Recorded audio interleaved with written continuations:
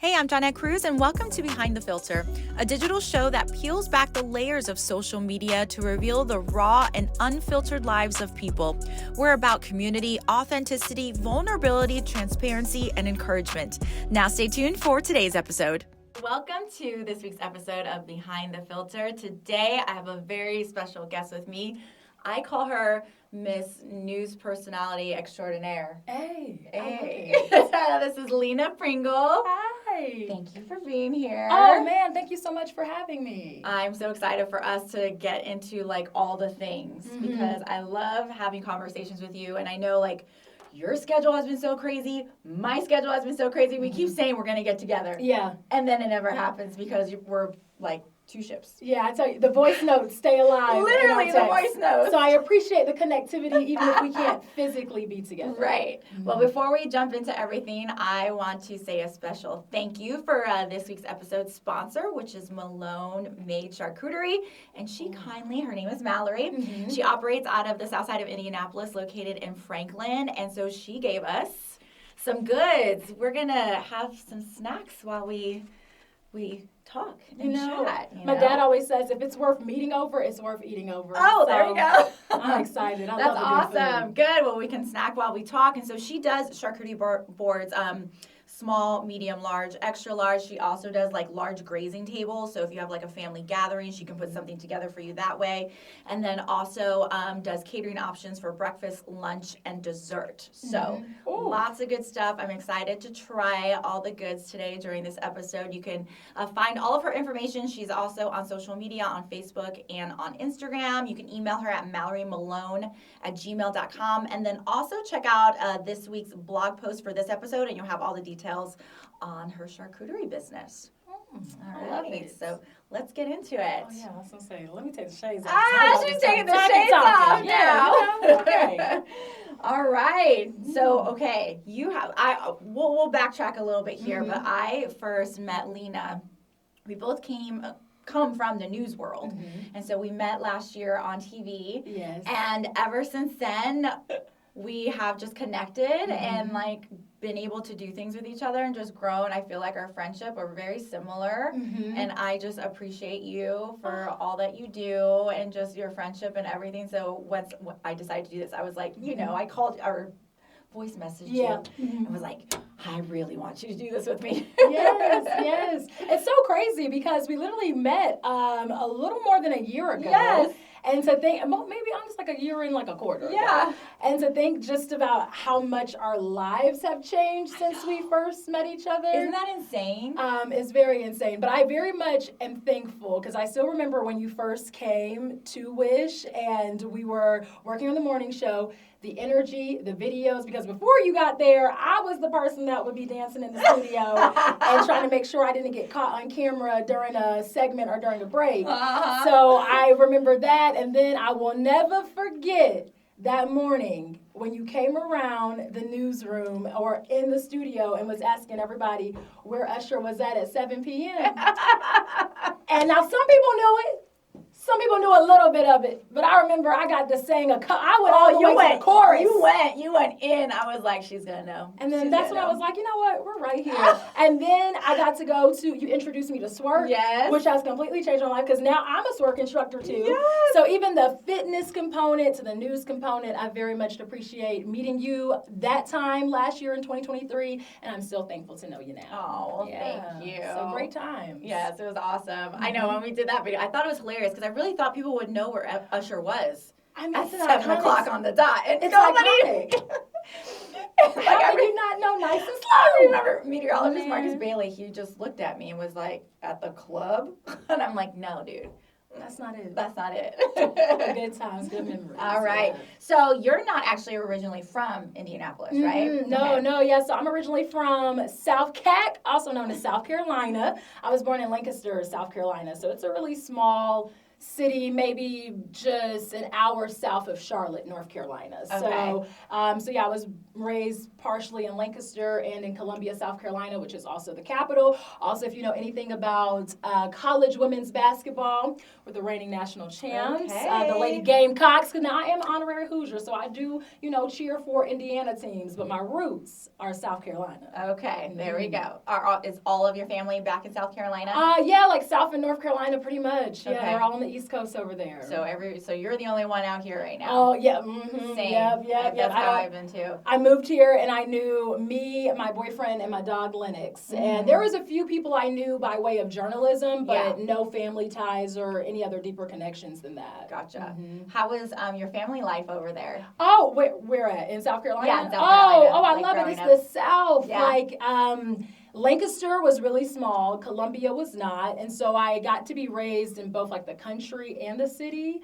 So that was an interesting time in my upbringing. My parents divorced when I was 3. So that's why I have like split childhoods in 2 separate places. But yeah, I love South Carolina. I think on the back of our license plates, it says smiling faces, beautiful places. And that's the best way to describe South Carolina. From the beaches to the mountains in Greenville.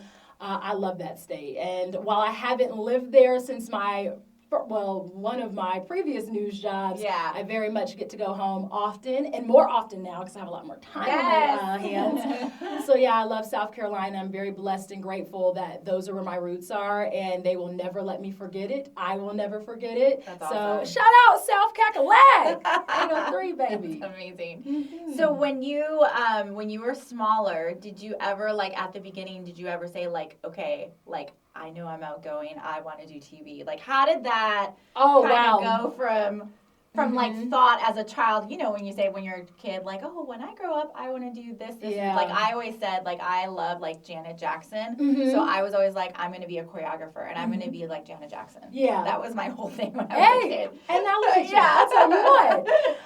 No, so ironically enough, when I was 8 years old, I decided that that's when I wanted to do news. Mm-hmm. At the time, I didn't know it was news. I just remember in elementary school, every day before I would go to school, we would sit down, eat breakfast, watch the news. Also, in the evening times, we would watch the news as well. My mom and my stepdad were lawyers.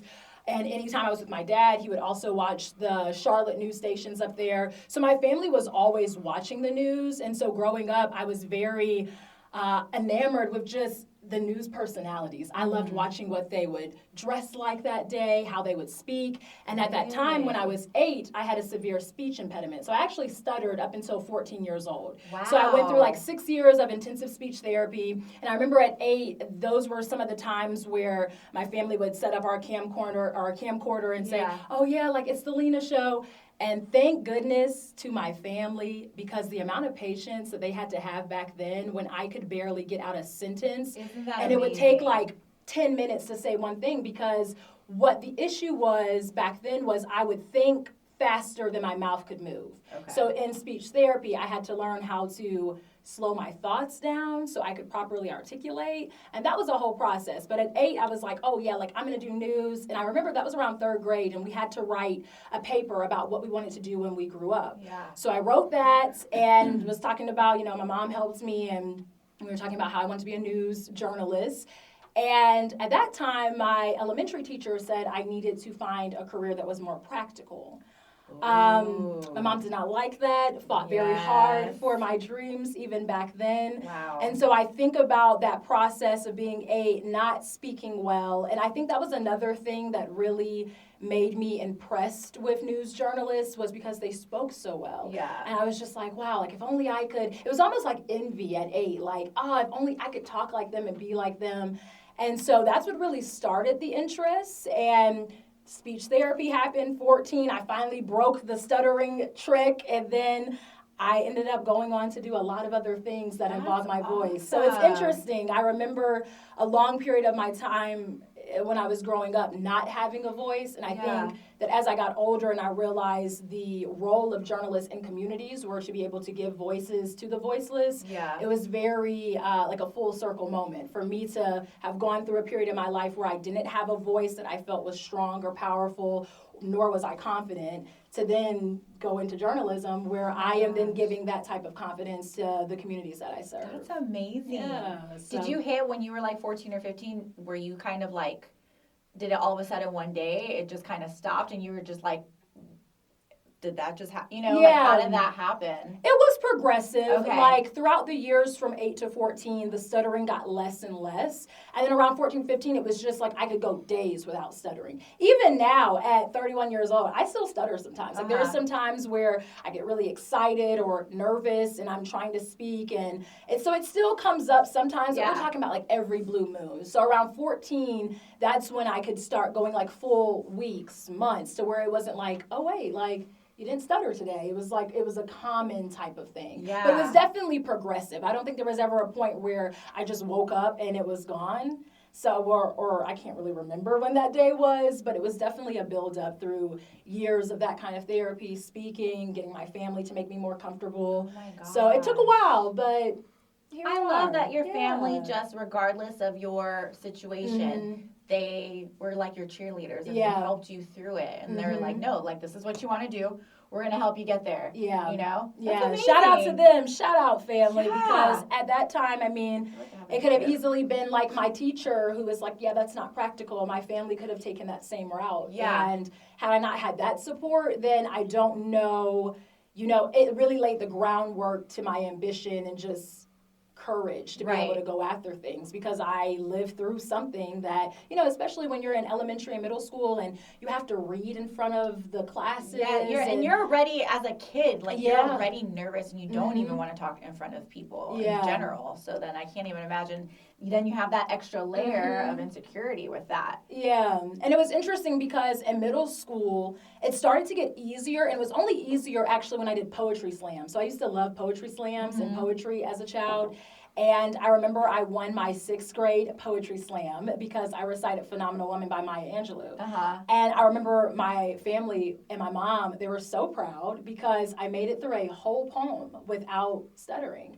And so I realized then, whenever I was performing, some of the nervous energy around speaking went away. So if I was in a performing space, it all clicked. And so that's when I started doing more poetry slams. That's when my family started actually bringing books or things that were of interest to me. So when I was reading them, it was more performative as well. Yeah. So yeah, I don't know, like something around middle school time before I got to high school. I wonder if it's because you were so focused on the performance aspect, you weren't so much, you know, worried on and speaking. thinking on the speaking part. Yeah, because it wouldn't ever happen again until I would have to like think or be in like a high stress situation or something like that. So yeah, I don't know. I know there's been a lot of research done on stuttering. So if any of you have any tips for the next generations, because I know that several kids deal with it now too. Yeah. So I would love to make more resources equitable for speech in general. Especially for the younger communities, because right now kids are learning how to speak through screens. Yes, I know. And from Coco Melon, and no disrespect to Coco Melon, but you know, talking is important. And so I hope the art of speech never goes away, and I also hope that people can be encouraged that if you do have something that was an impediment or a difference, that you can overcome that, no matter what the scale is. So yeah. Wow. That's so crazy. I love that. I had no idea about that. Yeah, that's a story. It's really interesting. That's awesome. Just to come full circle and then be a journalist and to get to where I got to in journalism and still speak and host events now. So did you go to school for journalism and broadcasting? Yeah, so my undergrad, I went to Furman University. It's a small liberal arts school in Greenville, South Carolina. One of the top schools in South Carolina. Hey, some will say Wofford is our competition. My little sister goes to Wofford, so I can't hate on too much. But yeah, so my undergrad degree is in communications and Spanish. I was a double major. And I thought at the time, I was like, oh yeah, actually, when I got into Furman, news wasn't what I was trying to get into. It was sports. I played soccer for half my life, and so the news to sports kind of stuff started to switch around high school because I was like, oh, news is cute, but I love sports. So I went into Furman as like, oh yeah, I'm going to be a sports journalist. That's what I'm going to do. And I decided to pair that major with Spanish, because I wanted to study abroad. So I got to go to Spain for a semester. That was amazing. And I figured that it would make me, having a Spanish major as well, would make me able to talk with more people than just English speakers. So I thought it would make me more marketable. But when I got to the end of Furman, my communications degree was overarching. So we had like one public speaking class, one broadcast class, one mass comm. It was like communications overarching, like an umbrella, not a specific focus. Gotcha. And I had done a lot of different internships, like some at magazines, radio, and also I worked at the Office of Admissions. So at one period of time too, I was like, oh, like maybe I could pair journalism with like higher ed. But anyways, I'll go back to that. But when I got to my senior year, I realized that I didn't have any of the practical skills that were needed for sports journalists or any type of broadcast journalist. Because that's when I started learning that like you need to learn how to shoot, write, and edit in these different programs. And because of my degree that covered a lot of different stuff in communications, there wasn't a particular focus for broadcast. So then I decided my senior year, I was like, okay, I'm going to go get a master's. And I want to go to one of the best journalism schools in the country. Where can I do this at? So I actually ended up going to Syracuse University. Go Orange, Orange Mafia, love y'all. They had a 13-month fast-track master's program for broadcast and digital journalism. And so they essentially touted themselves on, come here, even if you have no experience, and in 13 months, we'll make you ready to be hired by a station. Like, we'll teach you how to shoot, write, edit, all the current systems, all the lingo, all that stuff. And Syracuse has a massive backing within the broadcast industry in general. The alumni that are a part of it are huge. So I was like, you know what? Let's do it. Like, if this is what I'm supposed to do, let's do it. It was highly competitive, and we had to do a video interview during the application process. And I always tell this story because thank God I actually got in. And you couldn't restart it. Like, it was set up a minute 30, so you had to go with the question prompts, and that was it. Okay. So I started it. I felt like I needed to cough, but I was like, okay, like, let me just get some water. But I ended up swallowing the water and coughing at the same time. I only answered one question, like 1.5 questions. And for the rest of the 50 seconds, I was literally choking on gosh, are you serious? On my audition interview for the master's program that I knew was highly competitive. And so I was like, and I finally like stopped coughing, and there was 10 seconds left, and I was like, thank you so much for your time and consideration. And that's it. I was like, okay. And so then I tried to contact them, and I was like, listen, I literally choked on my interview. And they were like, oh, no, it's probably not that bad. Some people, like don't get nervous about it. No, I was like, no, I literally choked. Literally. I choked. And they were like, no, like, it's okay. Like, you don't need to worry about it. So then I don't hear from them at all. And I'm like, okay, months go by. It's like 3 months. And I did early decision because I wanted to know before my spring semester of my senior year where I was going. Mm-hmm. So it gets to November. I get a call from Syracuse. And it's from the Newhouse school. That's where I went and got my master's at. And like, hey, we love your application, but the interview portion, we would like to give you the opportunity to do the interview portion with us on the phone right now because we see that you were choking. And I was like, okay, perfect. Like, this is great. And so literally on the spot, I did the interview. And then 3 weeks later, I got the acceptance into Syracuse. And so right after I graduated Furman in May of 2015, that's when I went to Syracuse. And I had that accelerated 13-month program.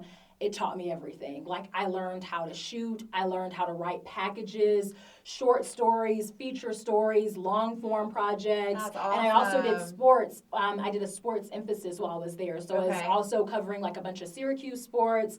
I worked for the AAA baseball team up there. I was an adjunct professor. I did a lot in that year. Yeah. But I had a great time. And I remember telling my classmates, I was like, oh, yeah, I'm never going into local news. I'm never doing that. Like, it's going to be digital or sports for me. Like, best of luck with y'all. Shout out to your journey. That's cool. Well, at the end of our program at Syracuse, we had a capstone in Washington, D.C., and that's where we actually got to work for legitimate functioning news stations. It was a part of Nexstar at that time. So I was working for 2 stations, one in Shreveport, Louisiana, and the other one in Baton Rouge. So I was on Capitol Hill turning stories for them for about 6 weeks, and that was the end of our capstone. And during that process, just being in the mix of politics and news, I was like, news is kind of cute. But I was like, nah. I'm not going to do news. I'm still going to do sports. I ended up graduating in August of 2016. I had done some other things back then.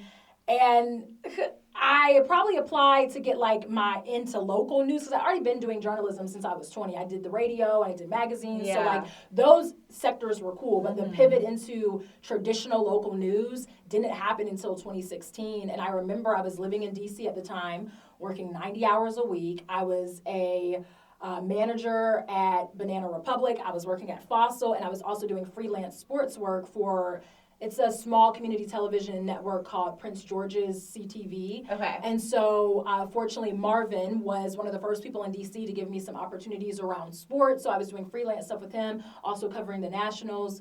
But at that time, I was like, yeah, I can't keep working 90 hours a week. Like, and I had been applying to jobs consistently. Like, I had probably at that time, this is like so hard. September, October, like 80 jobs. 80 jobs. And you're not so, hearing back from anybody. You're like, and I was like, so what is going on? Yeah. And fortunately, one of my classmates from Syracuse had just gotten a job with Fox News. And she was actually stationed in Columbia, South Carolina. So I was helping her get adjusted and all that stuff because I'm from there. Yeah. And so then she hit me up in October and was like, hey, like, you want to come back home to work? And I was like, what you talking about? And she was like, yeah, like the Fox affiliate in Columbia, they're looking for MMJs. Like, are you interested?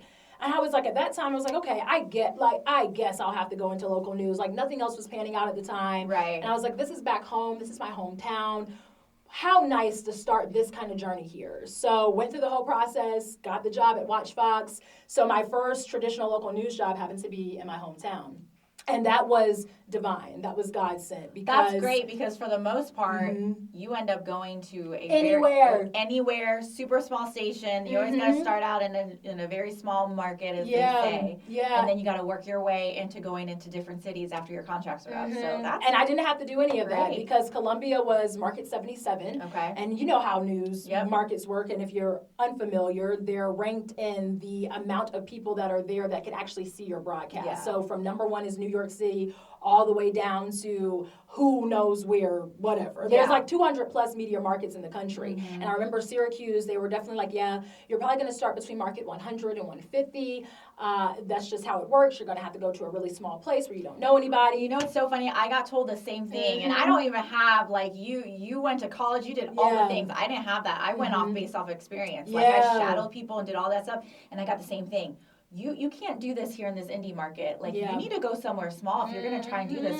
And you didn't go to college for it. And I was basically kind of like, well, okay, really? Oh, you told me I can't do it? I tell you what. And journalism. I did it. Journalism should really be treated like apprenticeships because, honestly, you learn more about journalism being in a newsroom than you'll ever learn 100%. By being in a university. Now, don't get me wrong. Universities have great means and uses to teach you all the logistical things, to teach you how to be a journalist, but to actually flow and understand how the market works, you got to be in a newsroom. Yeah. So I was happy I didn't have to go through that process. I'm very grateful. I started off at home. Yeah. And the irony in going home is my grandmother at the time, she had dementia, and so didn't always know for sure like who was who. Me and my mom also looked very alike. Okay. But when I moved back home, she could catch the station in Manning, South Carolina. So Manning, South Carolina is actually where both my mom and my dad were originally from. It's really, really, really, really, really small, very small place in South Carolina. And she could pick up the news station. And so fortunately, my grandmother got to see me live out my childhood dream. And she actually passed away 3 months after my contract ended at Watch Fox. So had I gone anywhere else at any point in time, my grandmother would have never been able to see that dream come to pass before she passed. So I'm very grateful for the timing of my life. Because at that time, I was like, oh yeah, I remember leaving South Carolina too when I went to Syracuse. And I told my family, I was like, yeah, I'm never coming back here. I'm never going to live here again. Yeah. Like, deuces, I love y'all, but there's a big world to see. And so even to be humbled enough to be able to come back home and to not even know what blessings were going to await for my time at home was a beautiful start to that part of my journalism career. Yeah. How many stations were you at before you came to Indy? So 2 other ones. Before Indy, I was in Jacksonville. Okay. So I was at Channel 4. It's the legacy station there. That job taught me so much. My time in Jacksonville is no disrespect to Indy at all. But Jacksonville is a city that loved me and still does right about the same as the hometown. Like I have people from Jacksonville that still reach out to me to this day. And Jacksonville was such an interesting experience for me because I was there for 3 years, 2019 to 2022, in the midst of the pandemic. Obviously, when I moved down there wasn't a pandemic. I moved down there in March of 2019, and I also took on a completely new role. So I actually started doing traffic there. Mm-hmm. So as an anchor, I did traffic. I was a reporter. I was an MJ. So I had 4 different titles while You're working in Jacksonville. Lots of different hats. And Jacksonville was great. It pushed me out of my comfort zone because I never thought that I could do traffic or be that kind of person on a morning show. And I've always been on a morning show, and I think my personality fits well for a morning show. So I wasn't nervous about that. Yeah. But this station was the number one. It had gotten the number one station in Jacksonville for the past decade. I was going into a veteran crew, and at that time, very much young. But Jacksonville taught me so many lessons about myself, about how to do this job. I also went viral a bunch of times in Jacksonville, which was mind-blowing. First was around my hair back in 2020, and that led me to being on the Drew Barrymore show. Are you serious? Yeah, it's wild times. It was amazing. That's crazy. I literally posted a photo of my haircut. I had allowed my barber, who, shout out to Keisha in Jacksonville, because she literally changed my life. She was my first female barber, and my cut now is the same cut I get. I've been getting the same cut for a few years. It's quite synonymous with me, but she's actually the one that put the part in. I was never going to do a part. I was like, oh yeah, no, I'm never going to cut a part in. And she was like, oh, you should trust me. Mind you, my barber's been barbering longer than I've been alive. And at that time I was like, oh no, girl, like, we don't got to do all that. And she was like, no, let me put a part in. She puts the part in. The next day I'm at work. I take a few pictures. It goes viral. Now, the Post actually said, back in college, at one point in my time during an internship, I haven't always had natural hair. I used to have relaxed hair and it was like an asymmetrical cut. And back in college, I was like, oh yeah, like maybe I might go natural in a few years. And I had a person at one of my internships, one of the professors that was lined up with the internship, tell me that that wasn't a good idea and that I shouldn't make that drastic of a move, and it would be hard to get an on-air position with that eccentric of a look. And so I will never forget that. And I didn't actually end up going natural until 2018. So it was like 4 years later. Yeah. And it was credit to my news director at the time, who was like, oh yeah, like, let's do it. He was a black male. He got it. He understood it. So that was perfect. But when I got to Jacksonville, that kind of came full circle when I had the part in. And I was like, now, like, we real short now. Like, I got a short fades. Like, this is the most eccentric cut I've ever had. So I posted it and I was like, yeah, shout out to the professor that told me that I couldn't have a short natural hairstyle and be on camera. And I was like, joke's on you. And it kind of sparked this wave of authenticity.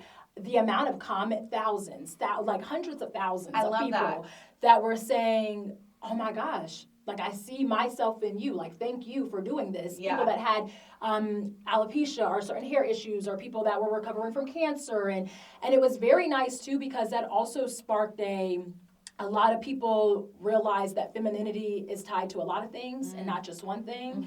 And me being able to make such a drastic change, and it was also around the Crown Act at that time. It was getting a lot more fire in more states. Yeah. And it's a piece of legislation that basically protects people against hair discrimination. And so that was gaining fire as well. So what led me to the Drew Barrymore show is they saw the viral tweet. They contacted me. They wanted to do an interview about the Crown Act, about authenticity, about the news, about how news stations can support different people, like diversity really, and not just as a marker. And so, because it was such a thing. Yeah. And that was 2020. I know. So, and that when I started in 2010 in TV, and so I have really, really curly hair, and so I'll like blow it out, flatten it, curl it, and my whole thing was, I felt in my head like I had to look like everybody else. That they weren't gonna like my curly, kinky Latina hair, because that's not, especially in Indiana. Yeah. And so, and then we even had, you know how the scouts come in and they tell you what they need, what you need. The consultants come in and they tell you what they need, what you need to work on or change or do. And so I was like, oh, they're gonna tell me I need to cut my hair, make it straight, do all that. So I was so scared of changing or like doing my hair natural ever on TV, because I was afraid that they would be like, that doesn't look professional, which sucks. But it's the bad part of how it was. And for many decades, that was the reality. So many people who were not a part of the accepted standard Yes. felt like. And I know that with me even having the ability to do that in 2019, that's because there were a lot of people that came before me that were knocking down doors and making chances and saying, like, actually, who said that was the only way that you could look on TV? Right. So I know that I was only able to have that moment because I stand on the shoulders of giants that were already trying to break those types of industry standards, especially for people of color. Yeah. And now, 2024, you got people on TV with box braids, locks, beards, tattoos, I love that. short hair, long hair, dyed hair. And even the tattoos are questionable because there was a couple of things I had to cover Yep. last year. And I was like, really? We're in 2023. I have to cover? That's why you never saw me. I didn't have, I always wore long sleeve shirts. That's why. See, I told them, y'all gonna take this arm tattoo and you gonna take this cross tattoo. You gonna take everything that I got because now I know a little bit better because now I'm like, oh yeah, no, this is who I am and I'm not changing it for anybody. So sorry.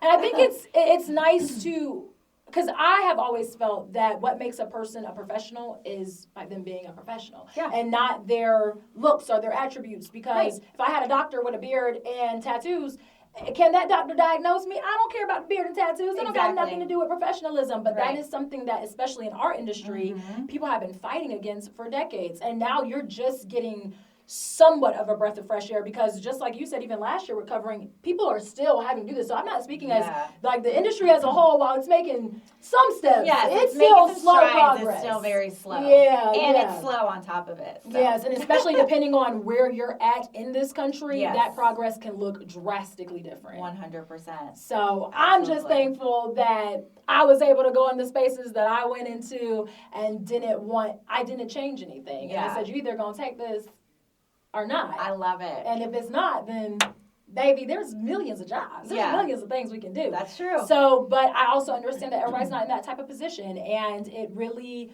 I hate that people have to think about their looks and how they show up in society and what type of way they want to present themselves as being a key indicator of whether or not they're a professional. And don't get me wrong, like, yes, are there certain things that you should and should not do as a professional in ways of acting and treating people and carrying yourself? Of course. But I shouldn't ever have to question if my locks or my braids or my natural hair is going to be suitable for your standards of professionalism when it's literally as my hair naturally grows out of the root of my head. Exactly. So, and I think, there are so many other journalists that are still pushing the needle forward in that. I have a really great friend, Tashara Parker. She's located out of Dallas, has made great strides around the Crown Act. And actually, they have the Crown Act now passed in Texas, largely because of a lot of the work that she has done. That's amazing. So it's beautiful to see people like her and other people in the industry that are constantly pushing the needle and asking people, well, really, is this correct? Because as a journalist, you have the right to question whether or not this makes sense. It is literally at the crux of what we do. So I'm thankful that some people are continuing to fight that fight. And see, I done told you about my choking story. I know. It's coming. Excuse me. But yes, I'm thankful to see that, and I'm thankful to be a part of this generation because I do feel like in the next 10 to 20 years, the news is going to look even more different than it does now. Yeah. Definitely. Okay, so I want to talk about this transition. Yes, it's so funny. You went to this, from being this big news personality and being in that industry for so long to all of a sudden you're like walking runways across the world, and it was so funny because I was like, I would start to see some of your posts, and I was like, what is she doing? And then like I just slowly started to see this progression and this change, and I was like, oh my God. Like it was just amazing just to kind of see kind of all that like slowly unfold, and it's like you do it in such a way where like you post things but you don't let people all the way in on stuff, so you kind of keep people guessing on what you're doing. And I was like, what, she's in Paris?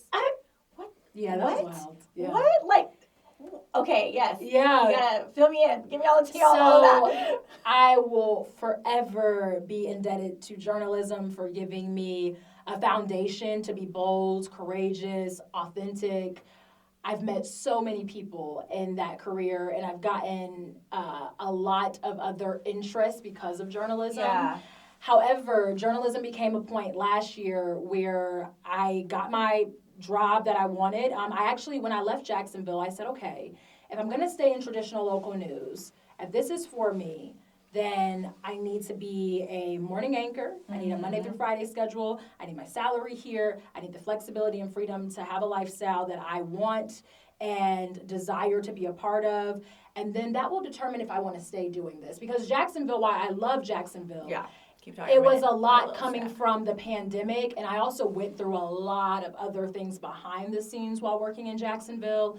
And I actually took 6 months off between Jacksonville and Indy from news because I was burnt out. And I wanted to stay in the industry, and I didn't want to rush into another job. You get very burnt out, though, in that industry, too. That would have me then get out of the industry indefinitely. Yeah. So I took that break, and I said, it has to be the right job. And if it's the right job and I'm supposed to stay in news, then it will make sense. When I came here to Indianapolis, I got that. I got the morning anchor position, got the salary I wanted, Monday through Friday. And I got all the things I wanted. I had a lifestyle that was flexible. Yeah. I had the resources to be able to be healthy and whole and travel.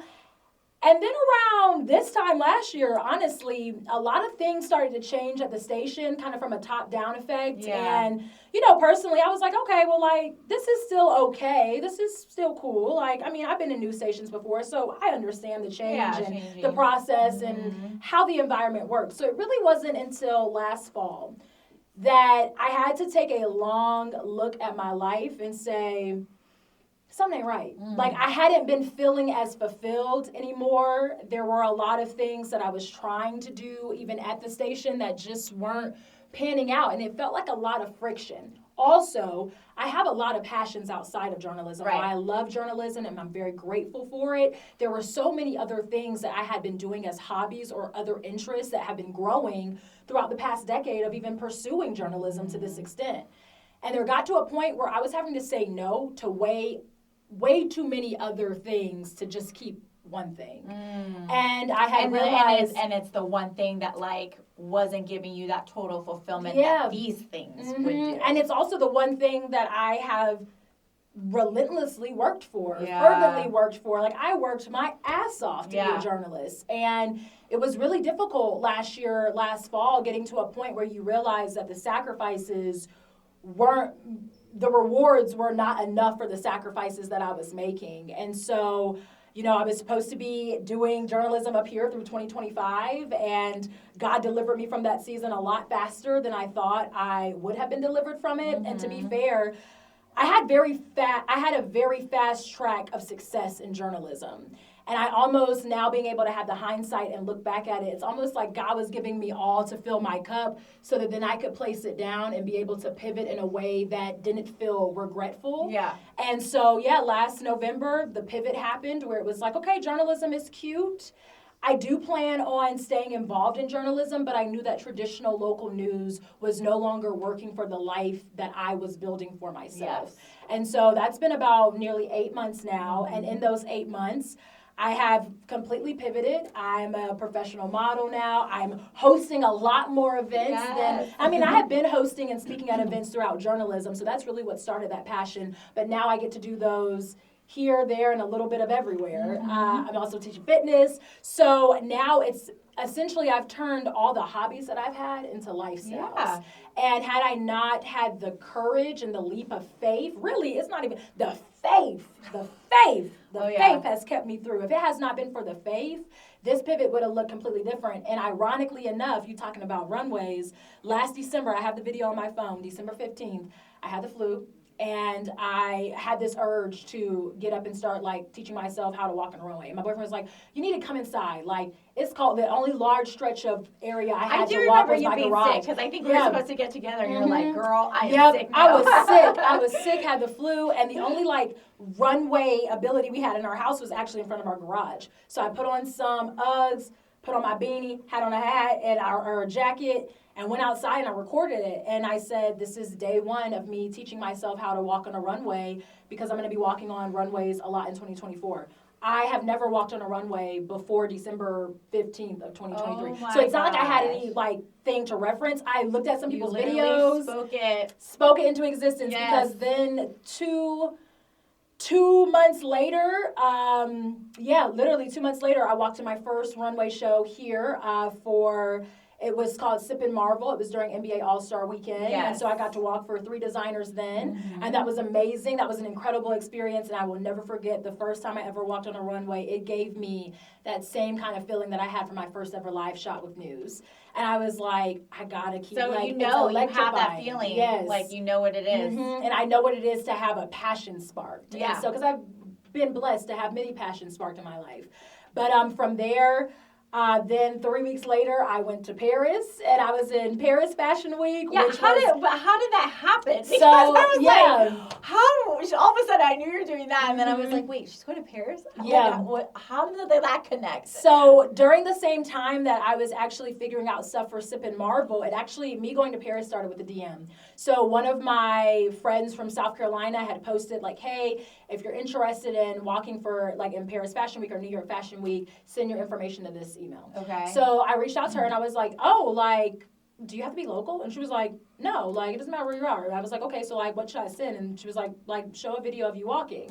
And I was like, oh, okay. Like, mind you, I've only been doing this for like 6 weeks now. This is at the end of January. Yeah. And so I was like, okay, cool. So I reach out to them and I'm like, hey, like, I would love to be considered. They were having an open casting call. And I was like, but I live in Indianapolis. The casting call was happening in North Carolina at the time.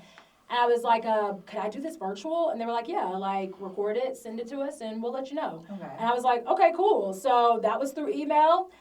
After that, I remember I went to a yoga class on Saturday morning. I was at City Yoga. I was like, hey, can I use this room for a runway real fast? I got to record a video. They were like, cool.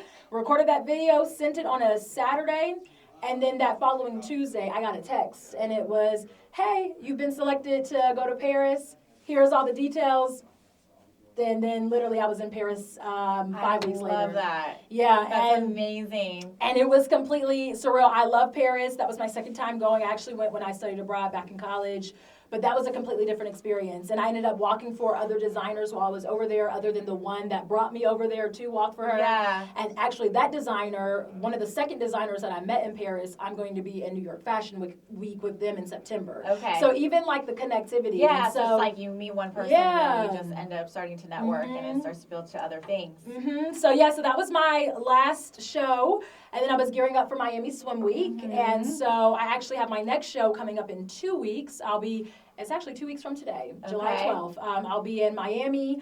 I'll be doing another swim show there, but I'm also hosting the red carpet, doing some panel work, and moderating a gala while I'm down there too. So it's a little bit about what I'm doing now. And so since then, since leaving News and that part of my life, I get sleep. For the past decade, girl. I was averaging maybe like 4 to 5 hours of sleep a night. I literally just posted on my stories today because I decided just to do like, okay, this was how my life was last year between the not sleeping and the classes and all the things. And when I posted it yesterday, I was like, how the hell did I do that schedule last year? Wow. And I remember your schedule last year coming into Wish, and then what else would happen after? We would start our days at 2 a.m. Yeah. Yeah, no. The fact, and honestly, back in October, one of my best friends had asked me, she was like, oh yeah, like, when's the last time you've gotten like 7 to 8 hours of sleep a night, 7 days straight? And back in October, I couldn't even remember. And that's when I knew that something was wrong. Yeah. I was like, yeah, no, that's not good. No. I was like, the mere fact that I can't remember when the last time I got that amount of sleep. And now, mind you, I love fitness, have been very active. I'm very disciplined in that sector. Yeah. But when it came to like the fitness of sleep or the well-being of sleep and mental rest, oh no, like I didn't even realize how great it was until I've been now in this season where I get 7 to 9 hours of sleep and I am relaxed and I wake up not feeling stressed. I haven't woke up at 1:30 a.m. Well, actually, I be going to sleep at that time sometimes now. So it's just, obviously having the freedom and flexibility to live a lifestyle it's very unconventional because there's not one other person that's doing exactly what I'm doing right now. Yeah, because you're just it's like you're just living your life and you're doing all the passions and all the things that you love, but now you're living it out instead of it just being like some little side hobby. Yeah, and sometimes people ask me like, oh, like, what are you up to now? I'm like, God's work. God's work. Like, because my life, how it's transitioned in these past 8 months, exceedingly and abundantly more than I could have ever imagined. And I remember, now this has not been easy. Yeah. It has not been an easy transition, especially when I realized that so much of my identity was tied into my career. And to let that go and to have the ego death with that. It's hard. It is hard. But the other side of that hard, because I like to think of hard being neutral. Like, you can either do hard things in your life that are going to move your life forward, or you can do hard things in your life that are going to move your life backwards. So, like, what kind of hard do you want? And while that was hard, it was a good hard. Yeah. Because it was a hard that allowed me to shift my perspective, regain power over who I was, to understand that, baby, the platforms may change, but the mission remains the same. The purpose Right. will always be the same. So it never mattered what role I was serving in. What matters more is, who are you as a person as you're standing in these roles? Right. So I'm glad that I've been delivered from a lot of past thoughts. and yeah, like, I have no regrets. I love journalism, miss it, but I don't miss local news. Yeah. And I'm definitely excited to get back into journalism in a sports and entertainment sector, and actually do what I wanted to do almost a decade ago. Long time ago. And still have the freedom and the flexibility for all those things to coexist with all the other passions that are moving through my life. So I want to know, what advice would you tell a person who kind of, what you have gone through, like you had a purpose, right? And you had lived this life and done this one thing, but you've also had similar passions, but you had talked about that fear and how fear can like hold us back in terms of trying to pursue those dreams and pursue those things that like truly really mean something to us. Yeah. And what would you say to somebody who's kind of teetering on that, and how would they go about moving forward and making those first steps? Yeah, so I'm a firm believer that the sting of failure lasts a lot less amount of time than the sting of regret. And I'm at a period in my life where you only get one life, baby. And if you sit in here being a prisoner to anybody else's perception on how your life should move other than your own, and even your own perception on your life could be a prison in some states. Yeah.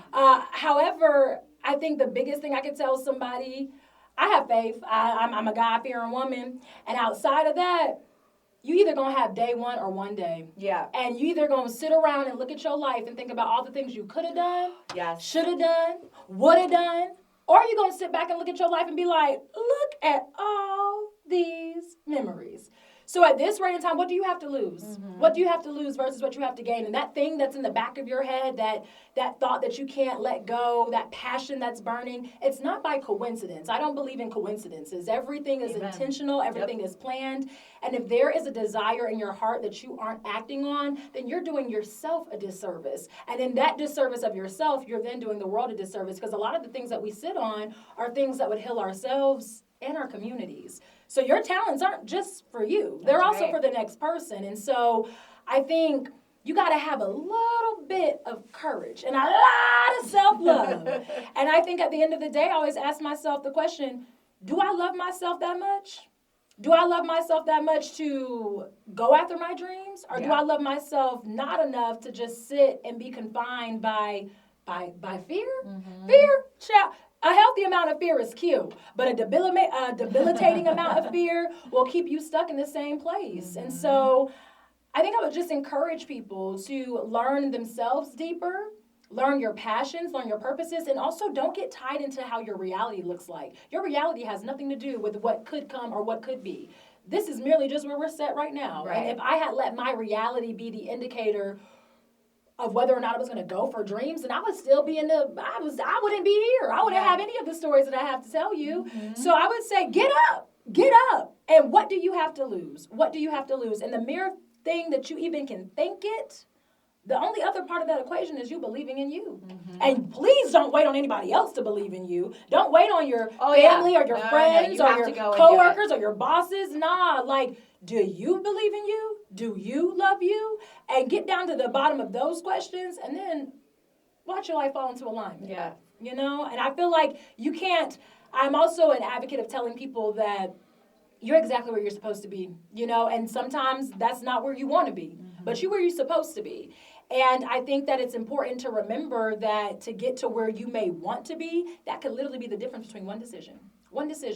And when you're not in alignment, your whole life don't feel right. Right. So there might be certain things that you're sitting on like, oh, well, it couldn't be me, or I don't have the courage to do it, or you can come up with a million different excuses why it can't be you, and the whole time, it's supposed to be you. Right, exactly. So I would say lessen them excuses, give it a shot, because at the end of the day, you lose nothing by trying something new. Mm-hmm. You're either going to gain a lesson or you're going to gain a whole new life. That's so true. Yes. So, and that's kind of what I did for myself, because it was during COVID when I was just like, when am I going to finally full on go into full-time entrepreneurship and actually go chase those dreams that I've wanted this entire time, but I have been held back for so long that I couldn't pursue those. I'm like, when am I going to do it? I'm not going to wait another 20 years. I need to do this now, you know? And so, and same thing, like I have failed on things and I have tried to move forward, and I am moving forward. And so, yeah, those things, if you have them in the back of your head, they're for a reason. For a reason. And it's so true, because a year ago, we were both in two completely different spots and situations, and I don't think the both of us could have even thought a year after that you would be doing what you're doing and I'm doing what I'm doing, because this wasn't even a thought a year ago. No, definitely not. It's so crazy, right? It very much is. Like I said, I'd rather take failure over regret any day. Yeah. I don't want to regret nothing. I don't want to look back at my life and be like, oh man, if only I had. Nah. I'd rather fail 10 million times over if it means that it's going to get me closer to my overall purpose. Yes. I'd rather try. And I know, like, you are also, like, you love fitness so much, and you love all different types of fitness. Talk a little bit about that, because I'm always interested in hearing how people see fitness in terms of, like, as their passion. Like, for me, fitness is a passion of mine. Dancing, obviously, comes for me first, and then fitness, just because I've been a dancer my entire life. So how does that fit in with what you're doing now, and then also kind of like the, because it kind of turns in hand in hand when it comes to wellness and then like mental health. Too. Yeah. I think for me, fitness has always been a part of my life. I played soccer for 14 years, tore my ACL twice, and even throughout those years of playing soccer, and then I didn't tear my ACL actually until I was 18, and then I tore it again like 7 years later. But anyways, once I got done with soccer and became an adult, I then started to work out. I loved lifting, cardio, and it was something that I really wasn't as consistent with, like maybe younger to mid 20s. I gained more consistency when I got into my first market, and honestly, that was really because I was on TV and I knew that I wanted to stay physically fit. And that was also a period of time where I had seen some of my high school friends, like by that time we were talking about almost, we out of school for like 7, 8 years. Yeah. A lot of people look real different. Oh, girl. And I said, you know what? My goal. That is not going to be me. Yeah. Okay. So then honestly, my goal with fitness started off very egotistical. It was very much just like, every time you see me, I'm going to look better than the last time you saw me. So it was a very ego, prideful driven thing. I won't even lie to you. Now, it gained greater depth when I also learned how inequitable resources were for especially certain communities that look like me when it comes to the health and wellness space. Also, I had a lot of family members from diabetes, dementia, alcoholism. I had a lot of other health issues run in my family. Yeah. And I had decided around like mid-20s that those issues were going to stop with me. I wasn't going to be the person that was going to continue to live those kinds of lifestyles. And that's when I started to connect with more people in the wellness space. I understood how important wellness was. Also, as a person who has dealt with high-functioning depression for a good portion of their lives, the one thing that has done it for me to keep a calm, or not the one thing, because I know it's God. The second thing is movement. Movement is medicine. And when I've learned that, now it's a part of everything that I do. I think that I often tell people, I feel like discipline is the greatest form of self-love, or the greatest level of self-love. And right now in my life, oddly enough, when I moved to Indy back in 2022, it was the first time where I got the ability to have the finances and the time to be extremely disciplined in my fitness. Because when I was in Jacksonville, I was working like sometimes 16-hour days. And I was working out, but it wasn't as consistent. I also had like rehab for like a year and 9 months when I was in Jacksonville, so I didn't even have the consistency. So Indy, 2 years ago, I said that when I moved here, it was going to be a season of healing. Now, I didn't know what kind of healing I was going to embark on, and my goodness, has it been a journey. Yes. But back in September of 2022, I found my trainer, my gym up here, like literally 3 days after I moved. Okay. Been working out, going to him ever since, and this was the first time in my life where I displayed this amount of discipline outside of the sport that I had been in to my fitness. And those seeds that I planted in 2022 bloomed in 2024 because walking on a runway, baby, you need strong legs. Yeah. Never did I realize that me having this desire to get more fit was going to be something that 2 years later was going to be beneficial for my overall career, because now what I do, I am the asset. My body is the asset. There's no going to work one day and being a little off. There's no like, oh, you can eat all this stuff and then you be good. Like, nah, I am the asset from my mind to my physical body. So everything that is happening in my life is happening because of my physical and mental wellness. So if I don't keep those together, then I lose all the other things that I'm doing. Yeah. So now really one of my bigger things with fitness is I'm doing this because I also have a very authentic platform. I'm very much on authenticity, self-love, natural beauty. You are, and I love your stories. They're always so very, to me, they like just get me like in a good, I get a little pep in my step a little bit, because sometimes I know for people, for me, they always tell me I'm inspiring and encouraging, but I'm like, I need to fill my cup. Yeah. I know like you're one of the people that helps fill my cup, and I love it because you're just super inspiring and encouraging. Oh, thank you. Yes, I just love how you're so transparent and authentic in what you say. Yeah. And I know I truly appreciate that. And that's the basis of everything that I want to do. And so when it comes to fitness, especially in this day and age, really the bigger, yes, like, of course it's for me. And I'm very grateful for that. It's for my family, it's for the people around me. Yeah. But it's also for a bunch of other younger women and girls that look like me, that don't look like me. I didn't have social media until I was in high school, and it was very different. It was MySpace. It was chill. Nothing like how it is now. I didn't have an Instagram until college. Yeah. What I am seeing happen to young bodies in the name of Instagram and societal standards and beauty perceptions, it's sickening. It's sickening to me. There is a bunch of, and I have no issue. You do what you want with your body. That is fine. That is great. That is grand. But I do want to show people that what you got is more than enough. Like, you was born with what you like whatever you got right now, it makes you worthy of existence. And you don't need the likes, you don't need the followers, you don't need none of that. But you do need a functioning, healthy body. And no matter how you want to move that, I don't care if you get out and walk, I don't care if you get out and twerk. You go do something that moves your body, because I believe, not even that I believe, I know, the world is unwell. The world is unwell right now. From a mental to a physical to emotional standpoint, people are unwell. And if you can encourage people to take their health and make that a priority, then imagine the healing that comes collectively for this world. Because I understand that me healing myself and being healthy then sparks the next person to do that. Exactly. And not that it's necessarily my duty to do that for anybody else, but also I want to be a role model in that space. And I want people to understand that you are more than enough, and your worthiness is not determined by whatever trend is popping off right now on social media in regards to these bodies. Yeah. And that's really hard, especially from when you talk about body dysmorphia and what people are going through and then what they're seeing behind a filter. Oh my gosh. And I think for me, what gets me is knowing I work with younger kids and understanding that there are children in middle school that are taking their lives based off of somebody's made up life online. Nah, that's a problem. Crazy. That's a problem. Crazy. That's a problem. When I have 16-year-olds that tell me that they want to get Botox, that's a problem to me. Like, I need you just at least, can you at least get 21? At least give your, so right now I feel like we are fighting, unfortunately there are, and this breaks my heart to say it like this, but there's a lot of people in this world that hate themselves. Yeah. And as a person who's been there before, the only thing that can save you from darkness is light.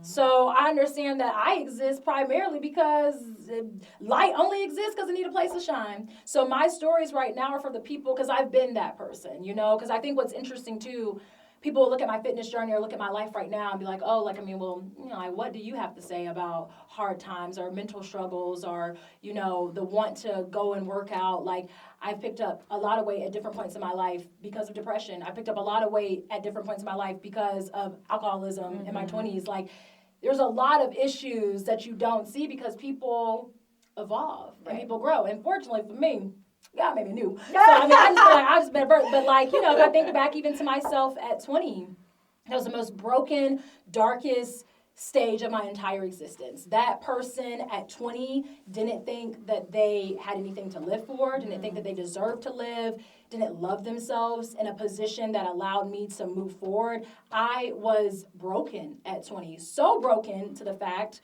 that had it not been for one of my great, great, great friends, Leander, and he still probably doesn't even know this story exactly like this. And I've shared it at different points in times, but long story short, at 20, I thought it was done for me. I had thought I had a lot of stuff happen to me when I got back from Spain, and my mind was not in the right place. I was drinking way too much, and I was truly broken to the point where I thought that my life wasn't worth the living. And I actually tried to end my life at that time, and had it not been for my friend Leander saving me, I wouldn't be here today. But that was 20-year-old Lena. So if I could go back and hug that version of myself and just tell them that you were worthy, even in the midst of your darkest, broken, most human of moments, that there was something to live for. Because if I was done at 20, what? These last 11 years been lit. They've been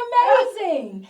And so, I like to remind that of people, that even when you are facing adversity or things that seem like there are no way out, there's always light. Because there's never going to be an amount of darkness that will take out light. Never, ever. So I exist simply because the light saved me every time. And I found it was a small little light. You just need this much. Hey, this but much. that much will cast out darkness. Absolutely. So, and I think in return to that, because it's also dealing with depression at that stage, and just a lot of trauma that I hadn't dealt with, or I hadn't gone to a therapist at that time. So it was very heavy at 20 for me then now. Now I've been to therapy multiple times. Like, I know what my triggers are. Am I a perfect person? Hell no. And I also believe that healing is a lifelong journey. There's no I'm healed. Nah, baby. It's a lifelong effort to unprogramming your mind from the things that you were programmed to believe about yourself through, whether it be trauma, through society, through friends, through family. And so exercise throughout my 20s was the thing that kept my mind well, in addition to all the other resources and praying and all those other things that I was able to do. But exercise, movement is truly medicine for me. And I understand, too, when I go too long without moving, my mind's in the gut and my mind's in the hips. And all it takes is a quick dance. Yeah. And don't even get me talking about moving these hips, baby, and the amount of emotions that you can release. Oh my gosh, there's been so many times where I have danced and moved my hips, or even when I've done like Pilates or wall Pilates or bar, and I will get in the car and I'm just in tears. Gotta release it. Gotta release the emotion from the hips. Listen, your body in general, and I think that's another reason why I love fitness and wellness and yoga, because emotions get stored in your body. 100%. And if you don't release them, your body's just gonna be it's just gonna be cycling through the same type of familiar hell instead of allowing yourself to get to an uncomfortable heaven. So I move my body because my life depends on it, and also because I enjoy it. Yeah. So that was a long story long. No, for your question. Thank you though for sharing that that experience that you had in your 20s, because I think a lot of people will resonate with that, and I think a lot of people will connect with your story. I mean, personally, I've had the same thing too, where I was like lights out for me, like there's nothing else left, and it's a scary thing when you think in your brain that that's all there is. That's when that becomes an issue. And then, lucky for us, we were able to turn that around, and we're still here. But a lot of people don't have that, and I think just by you being open and vulnerable and sharing that is going to help so many others. So thank you so much. No, thank you. Thank you for all of this. Oh my gosh. Oh, no, I had a great time. Such a light. I love it. Thank you. Yeah, I just hope people stay encouraged and understand that you, simply as you exist, you are worthy. You are worthy beyond the titles, the accolades, the bank account. None of that matters. And I'm more concerned with I'm less concerned with your position in society as I am your position of your soul. So you focus on that. You focus on that, because all this other stuff in the world, baby, it's gonna pass. How am I gonna cut this up for social media? Because I'm gonna want to take every little bit of this entire interview and like post every little thing that she has just said. Oh my gosh. Listen, I just want to keep people. So how do people stay connected with you or follow you along with your journey and all the things you're doing? So tell them all the social media things. So personally, my social media is the same on everything. It's Lena Pringle _.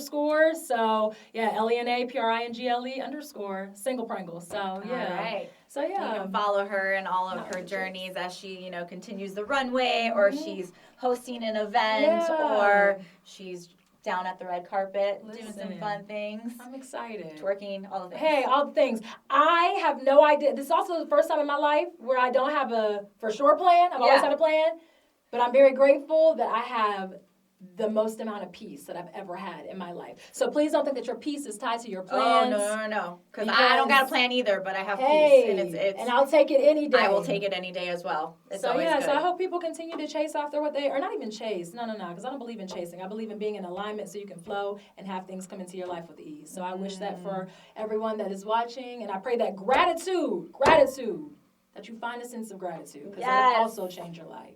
And hey, and if you want to move with us, come move with us too. There we go. Yes, that's right. But thank you so much. I appreciate it. I had a great time. Thanks, guys, so much for watching. Also, special thanks to our sponsor for this week's episode of Behind the Filter, which is Mallory Malone from Malone Made Charcuterie.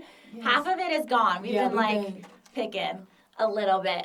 It's good. It's very good.